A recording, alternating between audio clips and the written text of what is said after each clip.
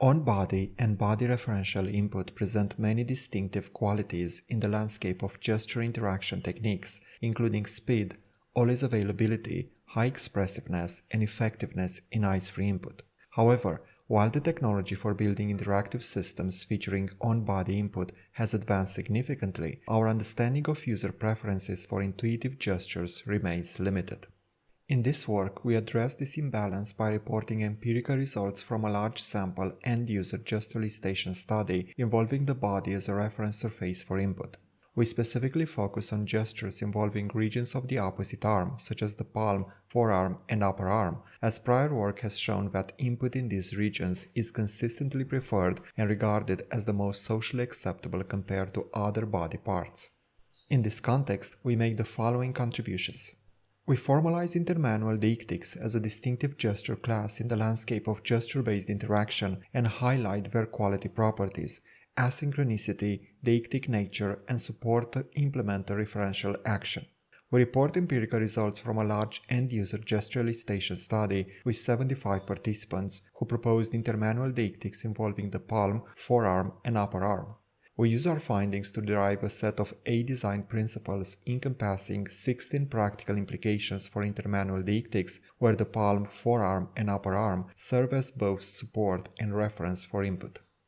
We position our research within the scope of bimanual gestures, emphasizing input that is entirely defined by and requires the coordinated use of both hands, whether through synchronized action or asynchronous movement. However, the gestures we examine in this work present distinctive nuances in structure, articulation, and nature within the broader landscape of possible bimanual gesture types, thus necessitating their own class. To this end, we adopt the term intermanual deictics to refer to articulations that prioritize the referential relationship between the two arms. To formalize intermanual deictics, we capitalize on existing gesture taxonomies and frameworks in human-computer interaction, motor control, and psychology that center on skilled bimanual action, body-centric interaction, gesture form, gesture function, and the sensory-motor attributes of gestures. For instance, according to Wagner et al.'s design space for body-centric interactions, intermanual deictics can be characterized as relative to the body, unrestricted by environmental constraints, involving one arm that acts and another that is affected, and not necessarily requiring a physical contact. According to Guillard's kinematic chain model, intermanual deictics are bimanual asymmetric gestures in which the differentiated motor activities of the two arms serve to specify steady states and create changes. These characteristics specify a distinctive class of gestures for interactive systems. Unlike on-body and on-skin gestures, intermanual deictics do not necessarily require physical contact. For example, the index finger can perform a mid-air tap above the opposite arm. Moreover, they are not limited to skin manipulation. Unlike hand-to-hand gestures, intermanual deictics do not require a mid-air articulation component to convey meaning and are not limited to the hands only. Instead, they can address the entire arm. To understand user preferences for intermanual deictics, we conducted a controlled experiment involving 75 participants. Our experimental design was mixed with 2 factors. Region, nominal variable with 3 categories, palm, forearm, and upper arm, representing the regions on the support arm in relation to which gesture input was performed. Referent, nominal variable with 10 categories, representing common system commands such as next, previous, or undo that we selected from the most influential end-user gestualization studies. The participants were asked to propose gestures relative to the opposite arm to effect the 10 reference. We did not use or imply any gesture recognition technology to avoid imposing constraints on the participants' proposals. After the experiment, we used the video recordings to extract characteristics of our participants' gestures through the prism of 3 categories of measures. We employed measures of gesture articulation to differentiate gestures according to their type, scale, and complexity. Measures of intermanual articulation were used to characterize the various ways in which intermanual deictics can be implemented by involving the implementer and support arms. Lastly, measures of agreement such as the agreement rate were used to understand the similarity among the intermanual deictics elicited from our participants. Overall, we report results on users' preferences for intermanual deictics involving the opposite palm, forearm, and upper arm based on a dataset of 750 gestures collected from 75 participants. We observed a high prevalence of strokes, accounting for 62% of all the elicited gestures, followed by touch input at a notable distance with 28% occurrence. Furthermore, we found that the elicited gestures were uniformly distributed in terms of their scale, with no significant differences among the percentages of small, medium, and large-scale gestures. Our participants overwhelmingly preferred simple over compound gesture articulations, where the compound gestures are mostly observed in the upper arm condition as variations of touch input. At the level of implementer, we observed intermanual gestures involving from 1 to 5 fingers in contact with the support arm. The majority of the elicited gestures involved one finger only, while 10% used combinations of 2 fingers and 4% involved all 5 fingers respectively.